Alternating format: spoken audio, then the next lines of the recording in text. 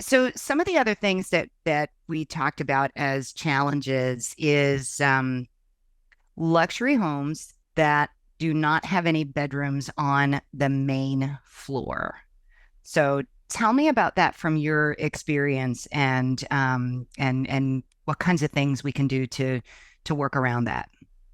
It's a tough one. It really is because, and I know this again is kind of market specific. Even within our own market, there are areas around the Nashville market where an upstairs owner suite is not necessarily perceived as a negative. For example, if you look in our historic communities, those neighborhoods that have historic overlays, most of those homes start out pretty small and have been added on to through the years, or very commonly the add-on might be renovating existing space, like going up into the attic. And so very often you get that really luxurious owner suite, and you don't have a very large urban footprint. Hmm. They'll take the attic space and convert it into a spectacular owner suite, but you go upstairs to get to it.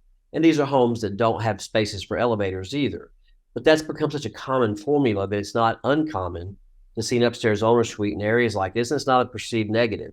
It's just finding the right buyer, but people want that historic home. They're willing to go upstairs to go to the bedroom and don't think twice about it. And I realize also in some parts of the market beyond our area, like if you go into the Northeast and other places in the country, I think of Chicago, for example, upstairs owner suites are very common. A lot Hmm. of folks prefer them because they like to be able to know that it's a more private area and guests don't come in and walk by your bedroom door, or if you if you're busy, you don't make the bed that day or whatever, and that nobody sees that anyway. So some folks do prefer that. But when you look at our market as a whole, excluding those historic overlays, generally speaking, the luxury home market, everybody wants a downstairs owner suite, or oftentimes they'll even request having an owner suite on each floor, like one Hmm. of the main floor, and perhaps an alternate upstairs owner suite. So if it's only an upstairs owner suite, it can be a big negative, a big hurdle to get over. There's different ways to approach it. I mean, if there is a way to have an elevator, if it's new construction, there's an elevator shaft already designed. That's obviously a way to solve that problem. You can promote it as, the builder will install an elevator if that's agreeable with the right offer. That's the easiest to solve that one. A lot of folks don't like using elevators necessarily, but at least you have an option there. So that's one way about it. The other thing I think we look at for us is who is the buyer that really wants that upstairs owner suite. It's just like I kind of equate it to open floor plans. Open floor plans are very common now and Yeah. very desired now. But there are buyers who don't want all that openness. They don't want to walk in the front door and see a kitchen, a family room, a fireplace, and all those things from one vantage point. So you got to find that buyer for that. That's the right fit. That's what this is all about, right? Yeah. Uh, Yep. so with the upstairs owner suite, I think the buyer that is most likely to appeal to on a broad scale is the buyer who has younger kids. They want to be on the same floor. And rarely do you see a home, at least in our market, that has all the bedrooms on the main floor. We don't have a lot of one-story living here. So the bedrooms are usually split. And if the owner suite and the other bedrooms are on the same floor, that's got a real strong appeal to families. And so we can't say, obviously, we can't Right. say this home is perfect for the growing family. We've all seen that in print and we all cringe. We're like, can't do that. So we can't say that. But what you can talk about is if it's in a great school zone, for example, you push really hard on the schools. And that's who you're tugging for the same buyer without coming out and saying, hey, this is perfect for the growing family. So you push on something different.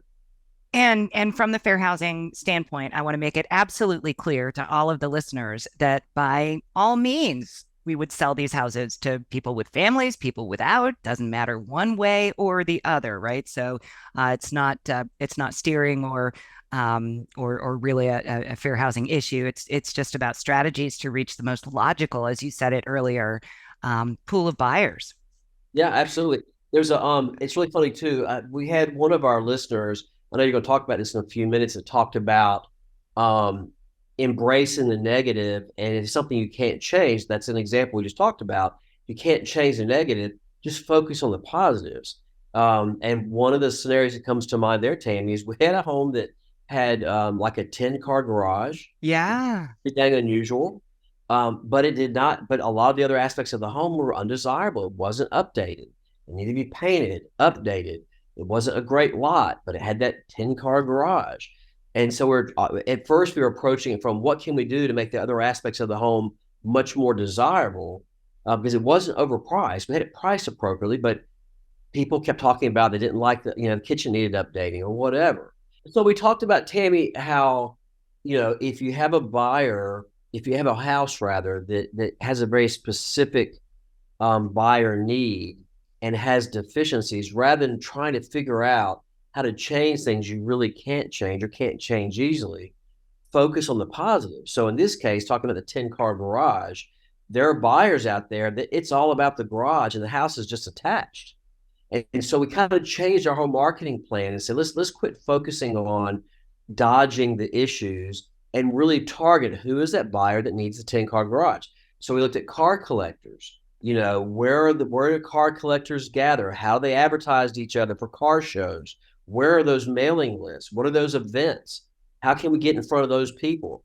Another thing we looked at were, again, being in the Southeast, race cars are very popular. There's Yeah. folks with they have a very healthy income who love race cars and build cars, and so how can we reach those people? As it turns out, my business partner is one of those people. He owns race cars, he builds, and he knows that community. So we started really reaching out, trying to tap into people who need all that garage space and looking at people who want big studios. We're in Nashville, so you have all this expandable space. We talked about places for studios. So what can you do with that space that's unique to that property that really makes it have that kind of grand appeal? So that you have to kind of shift your focus, if you will, I think.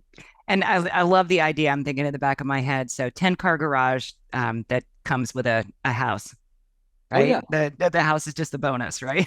Yeah, Do no, with it what you want. it really is okay. So we sold a home about a year and a half, 2 years ago. We've got a client that is a young couple, no kids, and he is a YouTuber. He teaches guitar on YouTube. He's a phenomenal guitar player and has made an amazing living as a young person teaching guitar.